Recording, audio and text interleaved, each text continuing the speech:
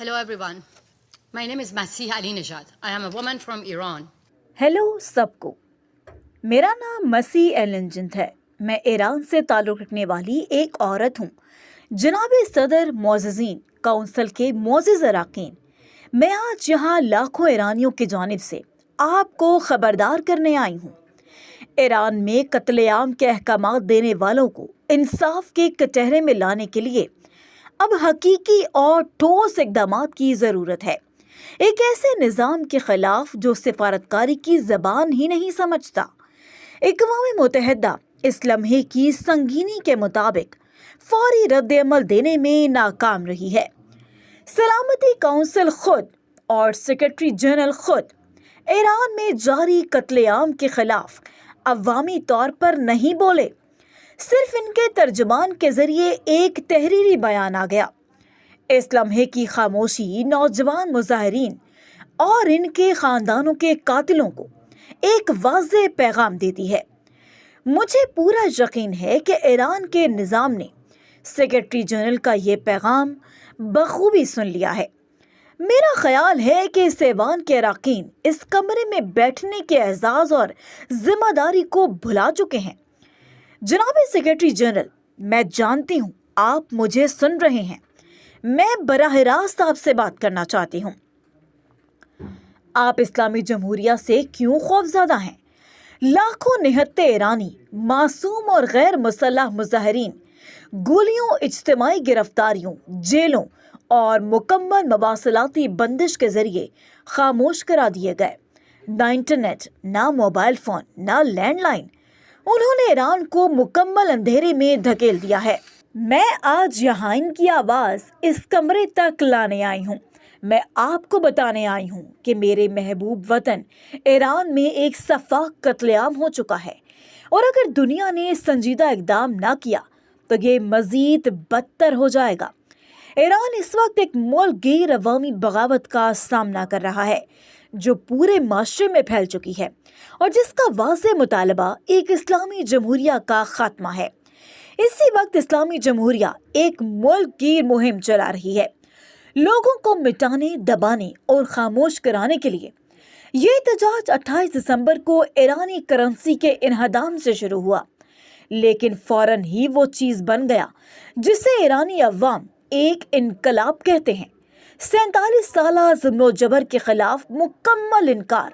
ये एहतजाज 100 से ज़ायद शहरों तक फैल चुका है और मुआशरे के हर तबके ने इसमें हिस्सा लिया।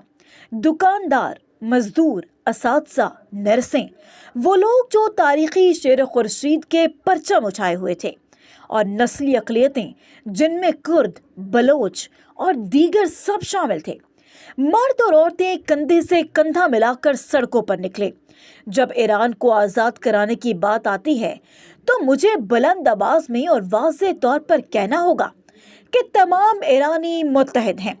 तेहरान से तबरेज़, रुश्त से अहवाज़ तक, बड़े शहरों से लेकर छोटे कस्बों और देहात तक, जिनके नाम हमने शायद मीडिया में कभी सुने भी नहीं, सब सड़कों पर है। लाखों ईरानी सड़कों पर निकल आए, ये मुतालबा करते हुए कि उनका पैसा चोरी होकर हमास, हिजबुल्लाह और होजियों को ना भेजा जाए। ये मजदूरों का पैसा है, मासूम लोगों का पैसा है जो आज रोटी खरीदने की भी सकत नहीं रखते।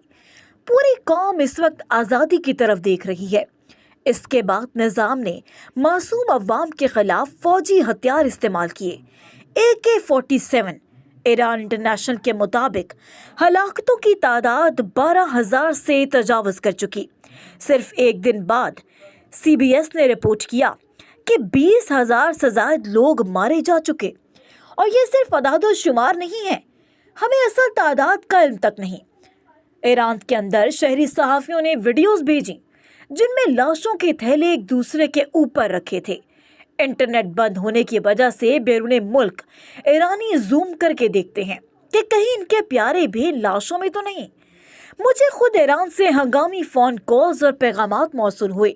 स्टारलिंक के ज़रिए ईरानी दुनिया से फौरी मदद की अपील कर रहे हैं। उन्होंने इस वक्त खैर मकदम किया जब सदर ट्रंप ने निहत्ते लोगों को बचाने की पेशकश की। जिन्हें ईरान के सिक्योरिटी फोर्सेस सीने और दिल पर गोलियां मार रहे थे। एक कारकुन जिसका नाम इसकी हिफाजत के बायस जाहिर नहीं किया जा सकता, उसने मुझे बताया कि सड़कें लाशों से भरी हैं। वो जख्मियों को भी सड़कों पर ही मार रहे हैं। सिक्योरिटी फोर्सेस अस्पतालों में घुसकर जख्मियों को ले जा रहे हैं। मुझे मुतासरा खानदान के कई पैगामात मिले जिन्होंने बताया कि सिक्योरिटी फोर्सेस ने इनसे पैसे लिए ताकि वो अपने प्यारों की लाशें दफन कर सकें। 8 जनवरी 2026 को इस्लामी जमहूरिया ने जानबूझकर इंटरनेट बंद किया और मुकम्मल तकनीकी ब्लैकआउट नाफिज किया। ये एहतजाज रोकने के लिए नहीं था, क्योंकि लोग वैसे भी सड़कों पर थे, बल्कि अपने जराइम और दरिंदगी को छिपाने के लिए था। ये कोई तकनीकी खराबी नहीं थी, एक दानिस्ता फैसला था। जब कोई निज़ाम कत्लेआम के दौरान इंटरनेट बंद करे और उसी वक्त इसके रहनुमा सोशल मीडिया पर आज़ादी इजहार का फ़ायदा उठाकर दुनिया को गुमराह करें, तो ये अमन कायम करने की कोशिश नहीं, ये सबूत मिटाने की कोशिश है। अगर ईरान के अंदर स्टार लिंक ना होता तो हमें ये मालूमात भी हासिल ना होती। इस्लामी जमहूरिया अपने जराइम को सिर्फ अपनी सरहदों तक महदूद नहीं रखती, वो अंदरूने मुल्क मुखालफिन को कत्ल करती है और बैरूने मुल्क भी लोगों को निशाना बनाती है जो इसकी बर्बरियत को बेनकाब करते हैं। यहाँ तक कि अमेरिका की सरजमीन पर भी यूरोप, कनाडा, ऑस्ट्रेलिया, हर जगह ये बैन-अक़वामी जबर कहलाता है। चीनी हुकूमत इसमें इनकी मदद कर रही है, वेनेजुएला के आमिर मदद कर रहे हैं और रूसी माफिया इस्लामी जमहूरिया के लिए काम कर रही है ताकि मुखालफिन को सरहदों के पार निशाना बनाया जा सके। अब मैं बराह रास्त इस्लामी जमहूरिया के नुमाइंदे से मुखातिब हूँ। तुमने मुझे 3 बार कत्ल करने की कोशिश की। मैंने अपने बाग के सामने, अपने घर के बाहर, ब्रुकलिन में अपनी आंखों से अपने कातिलों को देखा। अमेरिकी अदालत में मैंने अपने कातिल को एतराफ़ करते देखा कि उसे पासदाराने इनकलाब ने मुझे कत्ल करने के लिए भेजा था। मेरा जुर्म सिर्फ ये था कि मैं इन मासूम लोगों की आवाज़ बनी जिन्हें तुमने कत्ल किया। तुम्हारे रहनुमा अली ने मेरे कत्ल का हुक्म दिया। उसने कहा कि वो औरत जिसने लाजमी हिजाब का मवाजना बर्लिन वॉल से किया, कत्ल के मुस्तहक है। मैं वो औरत हूँ, मैं अमेरिका की एजेंट नहीं हूँ, लेकिन मैं अमेरिकी हुकूमत और कानून नाफिज करने वाले इदारों की शुक्रगुजार हूँ जिन्होंने मेरी जान बचाई। अगर ये तहफ़्फ़ुज़ ना होता तो मैं आज यहाँ लाखों लोगों की गवाही देने के लिए मौजूद ना होती जो उसी कातिल निज़ाम का सामना कर रहे हैं। हाँ, तहफ़्फ़ुज़ बहुत मानी रखता है। बदकिस्मती से मैं जिंदा बच जाने के एहसास से जुर्म के साथ जीती हूँ, क्योंकि बहुत से ईरानियों को ये तहफ़्फ़ुज़ हासिल नहीं। उसी IRGC ने उसी AK-47 से उनके खानदानों के सामने उन्हें कत्ल किया। यहाँ न्यूयॉर्क में 2 कातिलों को 25 साल कैद की सजा दी गई और मार्च में मैं 2 और कातिलों का सामना करूंगी जिन्हें इस्लामी जमहूरिया ने भर्ती किया था। वही लोग जिन्हें इसी IRGC के रुकन ने सदर ट्रंप के कातिल के लिए भी मुकर्रर किया था। इस्लामी जमहूरिया खौफ के जरिए हुकूमत करती है। वो लोगों को अवामी जिंदगी से, याददाश्त से और तारीख से मिटा देती है। इसीलिए आज मैं उन लोगों के नाम रिकॉर्ड पर लाना चाहती हूँ जिन्होंने खौफ मानने से इनकार किया। 27 शफी 20 साल इंटरनेट बंद होने से पहले उसने लिखा कि वो मेरा इंटरनेट काट रहे हैं, लेकिन मैं तुम सबसे मोहब्बत करती हूँ। इसे IRGC ने कत्ल किया। फराबियान मुनादी 17 साल पीठ में गोली मारी गई। एक नौजवान फुटबॉलर, उसे भी IRGC ने कत्ल किया। मैत परोर एक मकबूल एथलीट, सड़क पर जाने से पहले उसने लिखा, मैं जानता हूं कि मुझे मारा जा सकता है, लेकिन मुझे खौफ नहीं, मैं अपने हकूक चाहता हूं। उसे भी IRGC ने कत्ल किया। सेओ शेरजाद 30 साल, उसके खानदान ने उसे सड़कों पर जाने से रोका, लेकिन उसने कहा कि मैं इनकलाब की फतह का जश्न मनाने जा रहा हूं क्योंकि सदर ट्रंप ने हमारी जानें बचाने का वादा किया है। उसे भी पासदाराने इनकलाब ने कत्ल किया।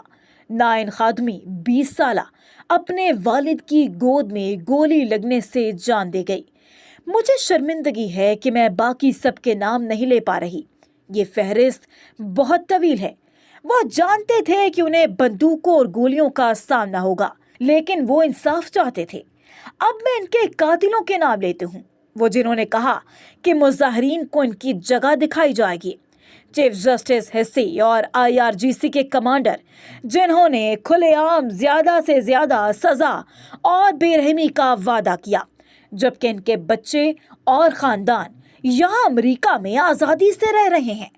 وہ امریکہ میں آزادی کا مزہ لینے کے حقدار نہیں, جبکہ وہ خود امریکہ مرد آباد کے نعرے لگاتے ہیں, اور ان کے رشتہ دار یہاں محفوظ ہیں.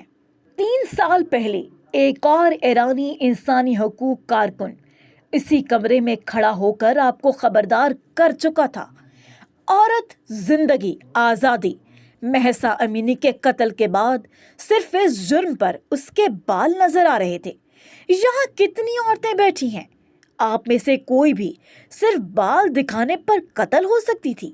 مہسا کو قتل کیا گیا اور اس سے ایک انقلاب نے جنم لیا. مرد اور عورتیں کندھے سے کندھا ملا کر نکلے. 700 سے زیادہ لوگ مارے گئے. ہم نے یہ سب پہلے بھی دیکھا ہے. 2009 میں ندا سلطان, 2019 میں پویا بختیاری, جو اپنی ماں کے سامنے قتل ہوا. ہر بار دنیا نے سفارتکاری کے دروازے کھلے رکھنے کی کوشش کی, ایک ایسے نظام کے ساتھ جس کی زبان گولیاں اور بندوقیں ہیں. ایرانی عوام الفاظ نہیں, عمل مانگ رہے ہیں. اسلامی جمہوریہ کے اصلاح ممکن نہیں. اسے ایک جائز حکومت کے طور پر تسلیم نہیں کیا جائے. میں واضح کہنا چاہتی ہوں کہ اسلامی جمہوریہ داعش کی طرح برتاؤ کرتی ہے. اسے داعش کی طرح ہی ٹریٹ کیا جانا چاہیے. اسی طرح جانیں بچائی جا سکتی ہیں.